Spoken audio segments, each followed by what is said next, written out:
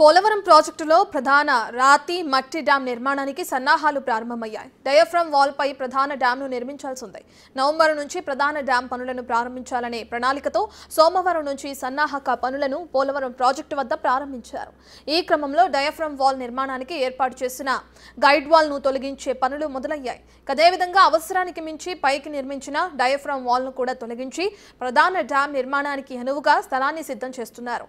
పోలవరం ప్రాజెక్టులో diaphragm wall 1397 మీటర్ల పొడవున నిర్మిస్తున్నారు. ఇది 2026 మార్చి నాటికి పూర్తి కానుంది.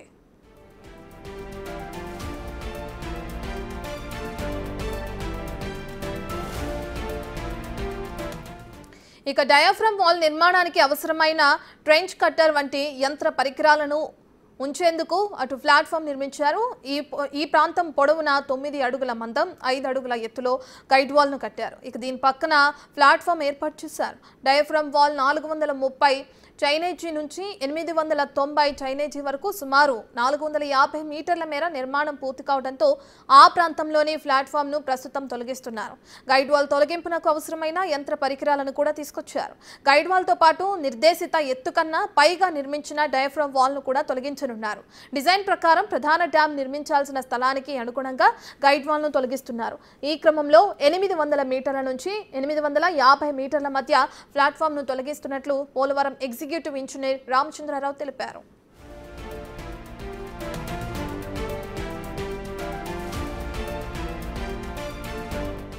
రెండు 2027 నాటికి పోలవరం ప్రాజెక్టు పూర్తి చేస్తామన్నారు పోలవరం ఎమ్మెల్యే బాలరాజు.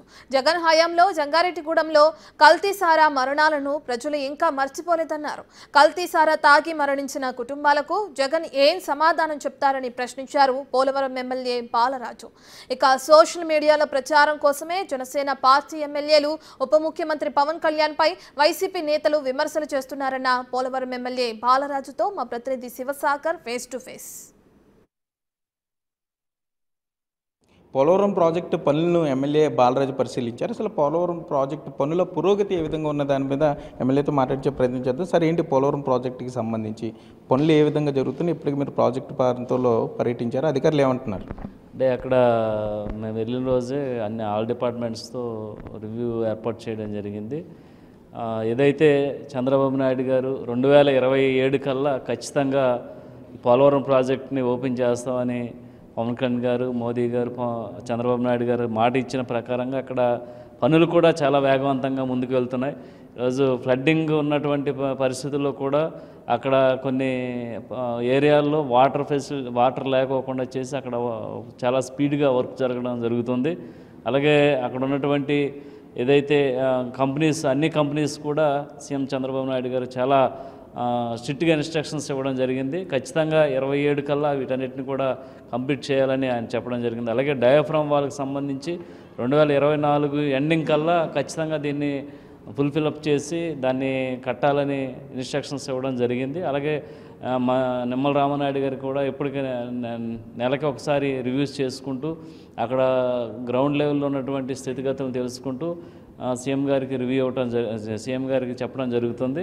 ఖచ్చితంగా పోలవరం ప్రాజెక్టుకి సంబంధించి 27 కల్లా మేము ఈ పనులన్నీ పూర్తి చేసి ఓపెన్ చేసే దిశగా ఈరోజు ఎన్డీఏ కూటమి ముందుకు వెళ్తుందండి. కల్తీ మద్యం కేసులో వైసీపీ మాజీ మంత్రి జోగు రమేష్ మీద ఈవెన్ జనార్దన్ తీవ్ర ఆరోపణలు చేస్తున్నారు. అసలు ఈ కల్తీ మద్యానికి సంబంధించి కూటమి ప్రభుత్వాన్ని బద్దం చేసేందుగా వైసీపీ నాయకులు వెళ్తున్నారు, ఎట్లా చూస్తారు దీన్ని? అంటే ఇవన్నీ కూడా ఎన్డీఏ కూటమి మీద కావాలనే ఈ బుర్ర జల్లుతున్నారు. ఈరోజు స్పష్టంగా వీడియోలో కూడా జోగి రమేష్ గారు చేయమంటేనే చేసామనేటువంటి స్టేట్మెంట్లు ఇస్తుంటే ఈరోజు ఎన్డీఏ కూటమి మీద ఈరోజు కావాలని ఈ విధంగా బుర్ర జల్లుతున్నారు. వైసీపీ గవర్నమెంట్లో ప్రత్యేకించి వీళ్ళు ఫ్యాక్టరీలు కట్టి వీళ్ళే కల్తీ మద్యాలు తయారు చేసి అనేక మంది ప్రాణాలు తీసేటువంటి వైసీపీ ప్రభుత్వంలో ఉన్నటువంటి మంత్రులు కానీ ఎమ్మెల్యేలు కానీ సాక్షాత్తు జగన్మోహన్ రెడ్డి అనేటువంటి వ్యక్తి ద్వారాగా ఈ కల్తీ మద్యం తయారు చేసి ఈరోజు గత ప్రభుత్వంలో ఏదైతే జంగారెడ్డిగూడెంలో చూడండి సుమారు ఒక 22 మంది చనిపోతే కనీసం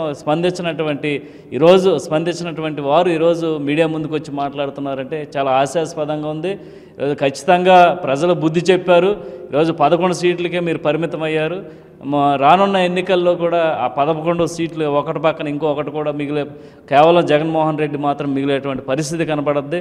ఈరోజు మీరు చేసేటువంటి తప్పులు, మీరు చేసేటువంటి ఏదైతే ఉన్నాయో వీటన్నిటిని కూడా ఈరోజు ఎన్డీఏ కూటమి మీద వేస్తున్నారు. ఈరోజు కేవలం క్రమశిక్షణతో ఒక నిబద్ధతతో వెళ్ళేటువంటి ఎన్డీఏ కూటమి పార్టీ మీద, చంద్రబాబు నాయుడు గారి మీద, మా మీద, మా ఎమ్మెల్యేల మీద మీరు కావాలని ఇలాంటి తప్పుడు ప్రచారాలు చేస్తున్నారు.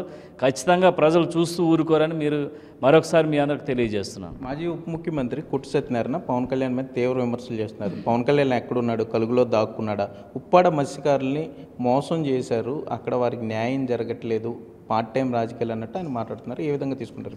అంటే ఈరోజు కేవలం సోషల్ మీడియాలో కానీ లేకపోతే ఒక మీడియాలో మేము వచ్చాము, ఒక పవన్ కళ్యాణ్ గారి మీద ఏదో ఒక మాట్లాడితే మేము ఎలివేషన్ అయిపోతున్నామని ఈ కొంతమంది మాట్లాడే నాయకులకి మేము ఈరోజు చెప్తున్నాం.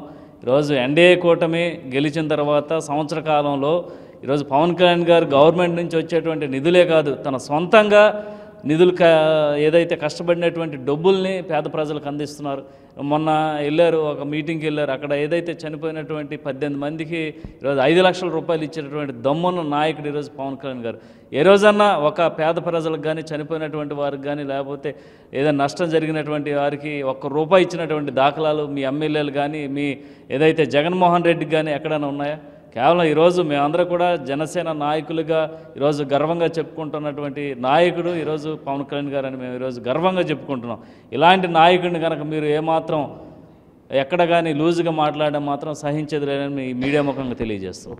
అయితే మొత్తం మీద చూసుకుంటే పోలవరం ప్రాజెక్ట్ని 2027 నాటికి తప్పనిసరిగా పూర్తి చేసామంటున్నారు. అట్లాగే ఉప ముఖ్యమంత్రి పవన్ కళ్యాణ్ని కేవలం ఎలివేషన్ కోసమే వైసీపీ మాజీ మంత్రులు, వైసీపీ నేతలు విమర్శలు చేస్తున్నారంటూ కూడా పోలవరం ఎమ్మెల్యే బాలరాజ్ చెప్పే ప్రశ్నలు అయితే ఇక్కడ ఉన్నాయి. కెమెరామెన్ భాగ్యరాజ్తో సాగర్, బిగ్ టీవీ, ఏలూరు నుండి.